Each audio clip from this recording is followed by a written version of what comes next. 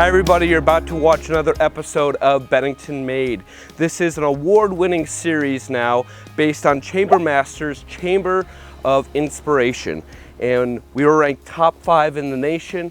We thank you to all the viewers that made this possible. We thank you to Cat TV and my staff over at the Chamber for allowing us to put this together. And of course, all the people that allow us to walk into their shops and let us know how they make the Bennington products that they put together. We encourage you to enjoy the rest of the episodes, look at some of the old ones. We've got some new ones rolling out. But right now, we got to get on to the next one. Enjoy. Hi everybody, welcome to another episode of Bennington Made. I'm your host, Matt Harrington with the Bennington Area Chamber of Commerce, and with me, as always, is Cat TV. We're about to go inside the house of a man that saw a need in his community, put his mind to good use, put his hands to good use, and built Vermont wooden blocks. Let's go see how Bob Pacino and Vermont wooden blocks gets made.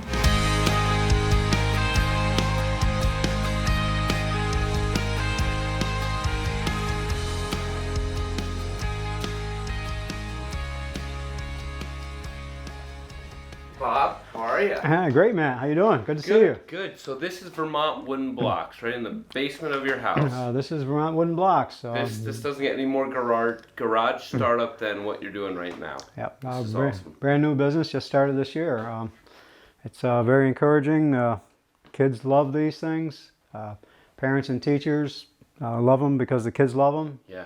They're fun. They get kids away from the electronics, and they learn the STEM stuff, science, technology, engineering, building. So it's fun. What's the first thing when you come in, you receive wood, and it's all local wood? Yep. It's around the region wood. Regionally sourced, yep. What type of wood are we dealing with? Northern white pine. Okay. Yeah, there's a lot of that around. Sure. Yeah. Sure. I'll set them here one at a time, lay out the lengths I'm going to be making, zip them off.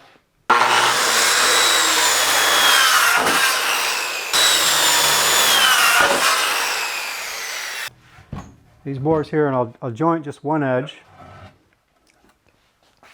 I'm going to start up the dust collector.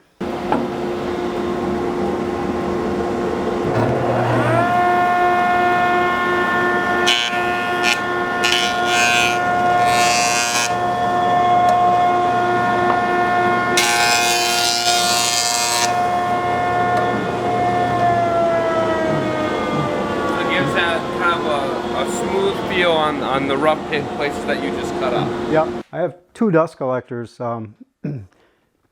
not just for convenience, but the dust that comes off a bandsaw and a table saw is fine. Yep. And I use that either for compost, or some farmers can use that.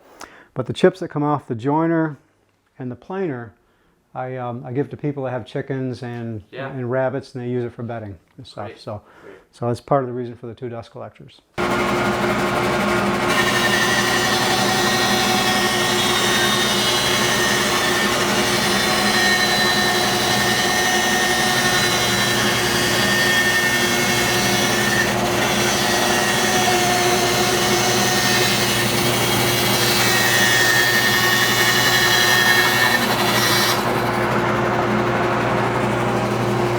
So then it's back to the joiner. Okay.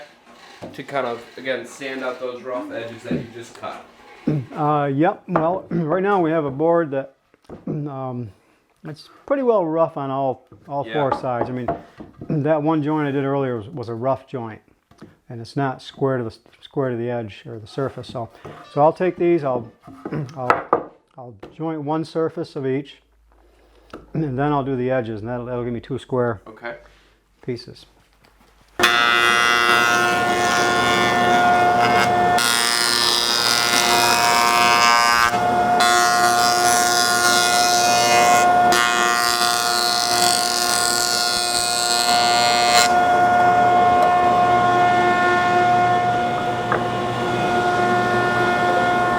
The 2 next operations, I'll cut this to width. It'll be just over the finished size. Okay. And then I go through the joiner, and that cleans up the other side. The rest of them. Okay. Yep. So we go back to the bandsaw. I'm going to have to reset the cutting width. So the block's finished at 1 3/4 inches. So I set this at about a 1/16 over that.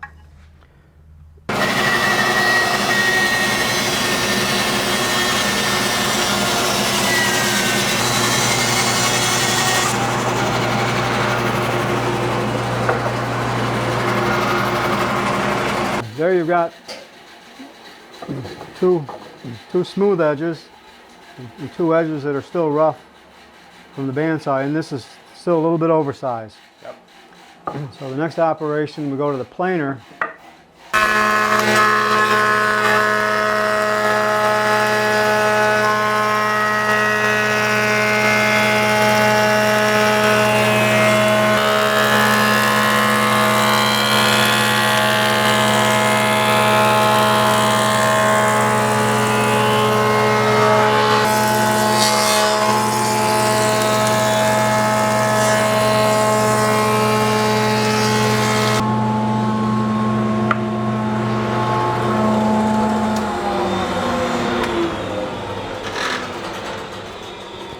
Smooth. They'll come out looking nice and smooth like that generally. Great. Like that. First thing I'll do is I'll just go and I'll square up the ends, and if I see any bad spots, I'll cut them out. Yep. If I can.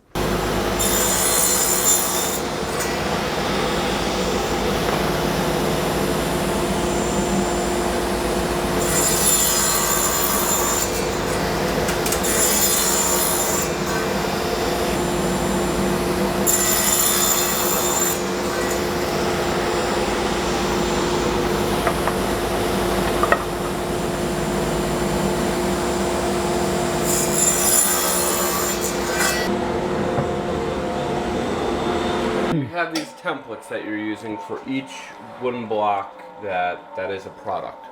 Yes. So I've made these up, and I've had these checked with calipers. Okay. So I know they're always going to be the same. And plywood won't move like a piece of regular wood. So I use these for my setup. Sure. I'll do one test piece, and then I feel to see how it is compared to the gauge.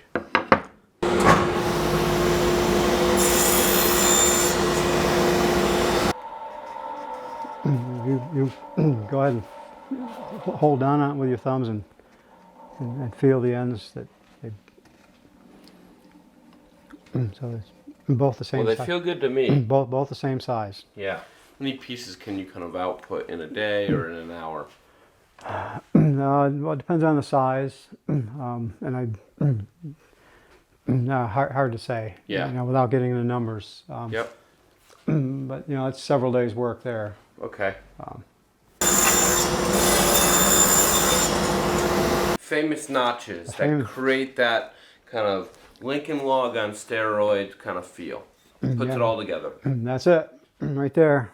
Been woodworking a long time, and I still have all 10. When you're working on the machinery, full attention. Yep. Always unplug when you're changing blades. Yep.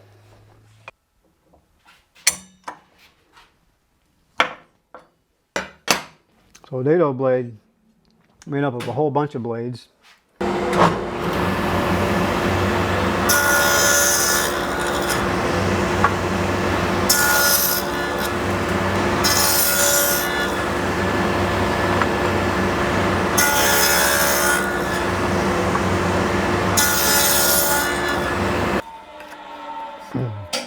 There you have it. There you have it. That's the beginning of it all. Yep. That's...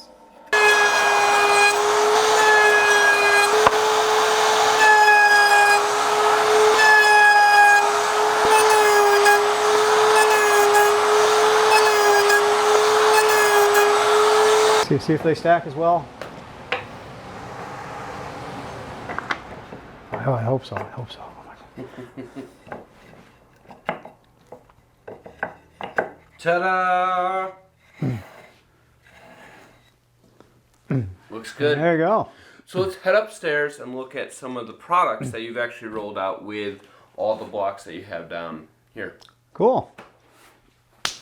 Here we are at the finished product of Vermont wooden blocks. Bob, talk to us a little bit about what we have here. So we've gone through the whole process of making the blocks, but this is the end product. This is what people buy. This is what you're trying to pull together. So talk to us a little bit about what we have here in terms of product. Okay, right here I have just a little stool. I call this my little pre-K stool because it's sized for little people. And this is just one example of something else that can be made out of the same blocks. A little chair, I call it a doll chair, but it's sturdy enough for children to sit in. It's sturdy enough any adult can sit in it. And here I have just one configuration of something else that can be made out of the same blocks that are used for the chair. Can make this. So I try to illustrate it's not just a chair, folks. It can be whatever your imagination come up with.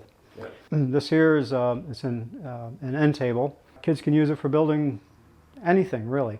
So if you want an end table for a while, good. Kids come over, you want them to something to play with, they can take it apart and play with it. This one's a little bit lower and wider. I call that a coffee table. Built the same way. Here again, can be a coffee table one day or building blocks for the kids the next. Really where it all started, kind of that Lincoln Log concept, but really the house that kids can put together and put their action figures, or like you have here, you have a little frog coming out of this one. That's also a product and one of your best, I think, right? Yeah, it's selling ones, right? Yeah, it's one of the best sellers. The log cabin is great. It has a good variety of blocks. This is the same blocks that make up the log cabin that make up this. It's kind of like a little garage for cars to drive around. And then the garage, you can slide the garage closed. And that's just one example of something else you can make with the log cabin kit. Bob, you've talked a lot about how multifaceted, multi-use your blocks are. You're going to take what we have right here, this kind of simple construction, a fun toy thing that you got going on with your blocks, and you're going to build us a chair. Correct. Have at it. Yeah. Here we go.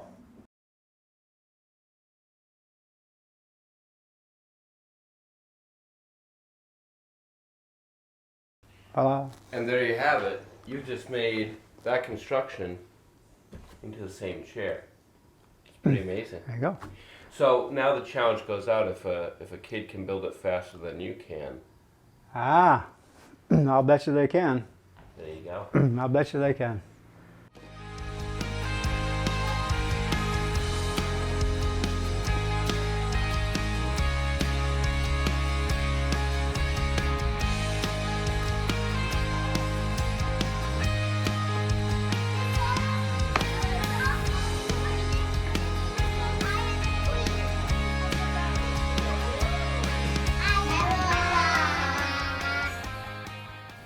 Well, folks, you just witnessed another episode of Bennington Made, where we learned how Vermont wooden blocks are made right here in your hometown in Bennington, Vermont.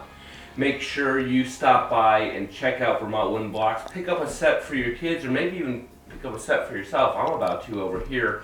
Hopefully you enjoyed this episode. Make sure you tune in next time.